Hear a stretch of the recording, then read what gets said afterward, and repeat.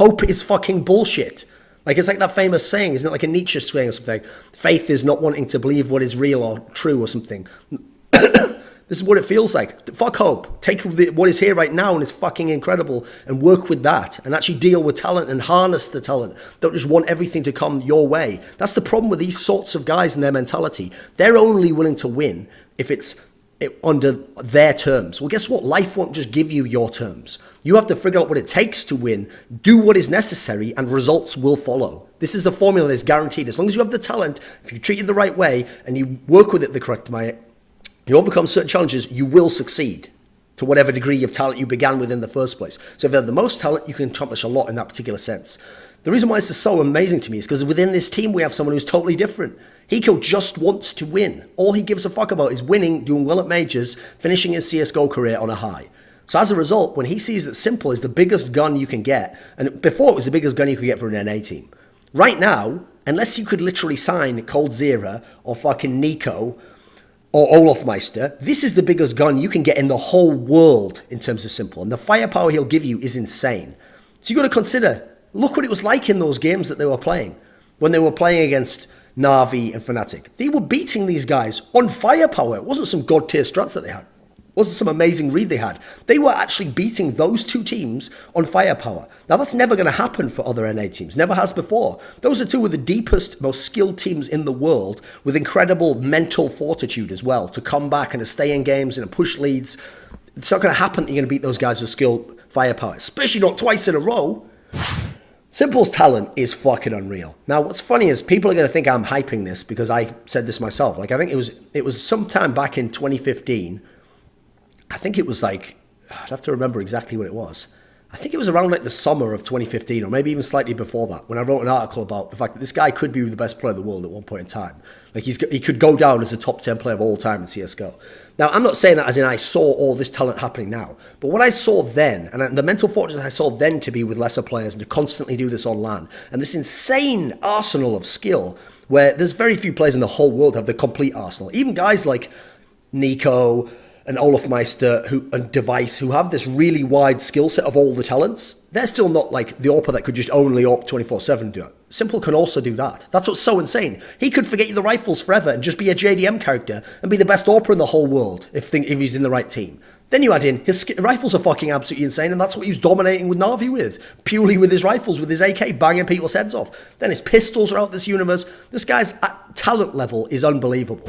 But then again, this is also the same guy where I remember him posting that screenshot on Twitter where it showed like he'd put like $8,000 into fucking Clash Royale when it just came out. And I know there's no way this guy's made, like, put it this way, he's not one of the CSGO millionaires. He's not one of those guys, so that's egregious for anyone. So can you kind of explain the mentality of this guy? Because I'm quite interested in it, because on one hand, it does mean there's all this crazy stuff we're describing here, which is like, you can't understand it. But at the same time, I also have to give him credit. I can't understand the mentality of thinking, like, well, I'm a stand-in for this North American team, so I guess I'll just go ape shit and just wreck Na'Vi and Fnatic in these games now because I can, right? You know, there's a lot of people can't get to that headspace either. Can you kind of describe his mentality? Yeah, s1mple is a person who is very impulsive. He makes very rash decisions very fast, just based on his emotions. You know, I think back to like our boot camp before the major, and like there were a lot of times when like him and Peacemaker would be in like yelling contests, like they would be at each other, and s1mple was definitely in the wrong sometimes, but he's just like somebody who can't back down, and like when his emotions start running, like his emotions just take control. So you know, with s1mple, once his emotions start coming, you just have to let him kind of do his own thing, go reset, and then come back. And like there are a lot of times when he did just disagree so badly with Peacemaker. They would yell at each other, but then he would walk away, take a bath, take a shower, whatever, come back, and he would apologize. And like there were some nights where he'd be in tears because he's like, you know, I'm so sorry. I'm a terrible person. You know I was acting bad, but just my emotions were so high that I just couldn't control it. So that's, while you know some of it definitely is not excusable and some of it is definitely, you know, hey, why are you doing this? A lot of it is also just he's so emotionally hung up on winning and playing the best he can and having a team that can win. So it's kind of weird to think about like where it came from and like the C9 days and the complexity days and the quantic days to where I am now, where I am on a team that is, able to match against the best players and the best teams in the world. And we did just make it to the finals of, the one of the biggest events ever in CS. So, it's been a weird path, and a lot of things happened for my career to put me to where I am today. And I can only respect s1mple because he really did like play a tremendous role in last major and this major. So probably without s1mple, without me signing it for Flipside, like probably none of this would have happened. The rumors of like the CIS shuffle after the major were going down. Let's make this last big topic then. Okay, CIS shuffle. Let's go. So obviously, I think that the very apparent one before the major was having Zeus coming back to Navi for somebody, and whatever might have happened outside of that. Where do they go from here? Where does Navi go now that because assuming Gambit's not going to break up after just winning the major, I doubt they do. Where does Navi go?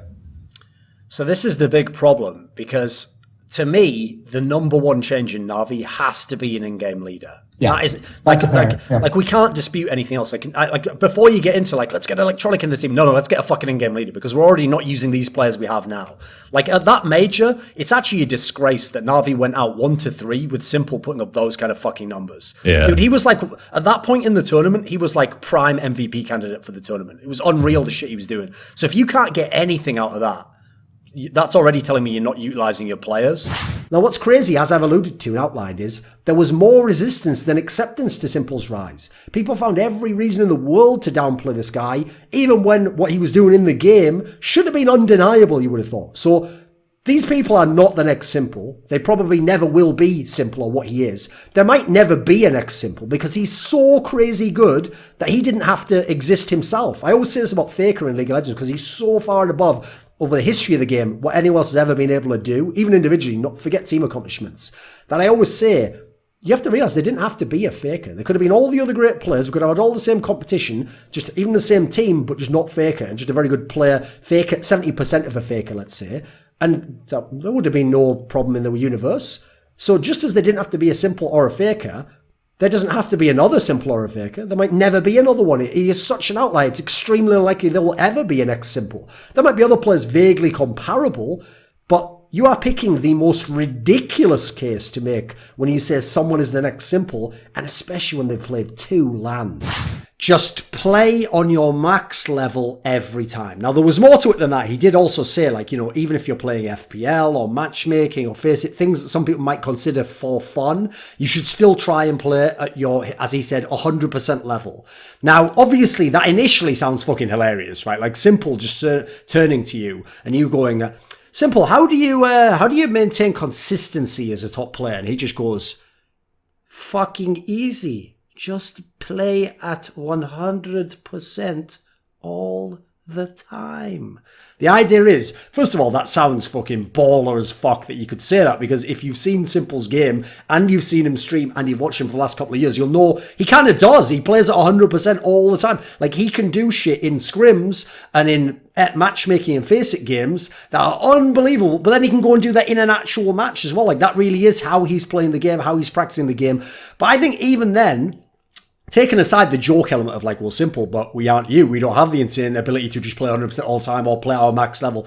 People won't realize, there's actually a lot of wisdom in there. So that's why, if you go and look at s1mple, I often made this point when he was on the come up. If you ever watched this guy stream from the Team Liquid days on, even on his stream, even in a random matchmaking game where he's dropping 50 kills, he will play the way he plays in a pro game. Now, because he's s1mple, some of that might not be the right way to play, but it's the right way for him. And that's why he got his game to such an absurdly high level that at pro play levels, he can do shit you should never be able to do, except in a mismatched matchmaking game that you're playing and you're LAM and they're all fucking silvers or something. I don't even know if that's even possible to have that match, but you get the point I'm making. It because he did do that and he practiced in that way. This is one of the reasons why this is a guy who got so mad at his teammates over the years, because he had 2 ways of thinking about it. One, if you can't do the right move or the correct move that I could do here, then that means either you didn't practice enough, and if you're not practicing enough, well, that's a disgrace like that. I should call you out, right? Why aren't you practicing enough? Or you practiced, but you didn't practice that specific aspect of your game. And if you put more effort into that, and I tell you it's wrong now, you go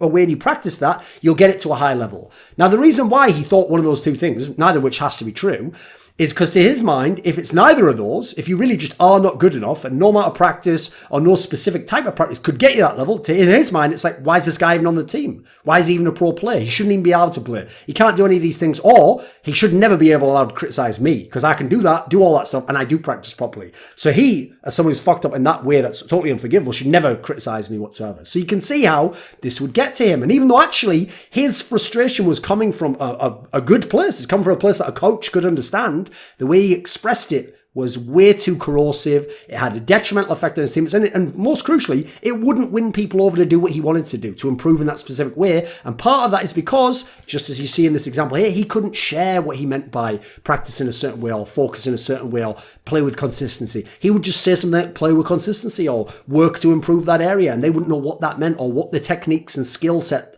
out there existed were to let you actually be able to do that. And these guys who were unbelievable in their dominance and how much they had everyone else in their back pocket at some time. So let's talk about s1mple a little bit. Right, let's talk about his skills, shall we? Who the fuck doesn't enjoy that? He's basically a god of almost every kind of gun in the game. His pistols are unbelievable. It's one of the reasons why Na'vi could always force buy, and they even could do the old stupid force buys back when like Edward would have the AK and s1mple would have the Deagle, and they would win a disproportionate amount of those rounds. So okay, normally people are like pistol god, or this guy's like a pistol, like a spray god, or this guy's a tapping god, or this guy's an AWP. s1mple has it all. He has the pistols. Rifles, you put him on an AK, Krieg, an AUG, an M4, he's fucking unbelievable. Remember, he started out as a rifle player in theory, as in, there's times in his career where they've taken the AWP away from Kuster, Guardian. Obviously, in theory, they took it away from him when Blade first came into the lineup, when he was using the Krieg more. Like, this guy, it's ridiculous to think that in terms of being the best to kill people with the AWP, you could do that from being a hybrid player. Like, Device became a very polished all-round player thanks to his brains and made himself a primary AWPer. Ziwu is sort of a primary AWPer from the get-go. The others, the great hybrids like Shox and fucking Olaf Meister in his prime and Nico, they're pretty good with the AWP, but they have to use it sparingly. They can't use it all the time, every single round, and they're better with rifles when they're in their peak. That's what they're going to destroy you with. s1mple's really is good with both, and so since the AWP is one shot, one kill, and can dominate the game, he just uses the AWP. He just does it for the fact that it's much more efficient, isn't it? But you don't ever forget, if he's off an AWP and he's on a rifle, he's still fucking amazing. And he doesn't overshoot, despite using high sensitivity. If you don't understand the premise of how high sensitivity can be good, basically, the theory goes like this. Ideal sensitivity is usually going to be, unless you're just bad at certain aspects of firing technique, the highest sensitivity at which you can still do everything. Spray people, play it short to medium to long range, or people a little bit, rifle people, still be good with pistols. So as a result, most people are going to go medium to low, and they're going to make up for whatever their weaknesses overall. Like, there's an example, if you want to go the other direction of having a super low sensitivity, where Jaguar in 1.6 used one of these big mouse mats, like a big one like that, and he would basically, like, the whole mouse mat was like 160 degree turn, 180 degree turn maybe. Now, I used to say to him, but in the demos, though, you all over the place, you wrecking people. And he was like, because he was a bit cocky and confident, he just said, I'm just that fast. That's what it's like the other way around with s1mple. You can't use his sensitivity and he'll be as good.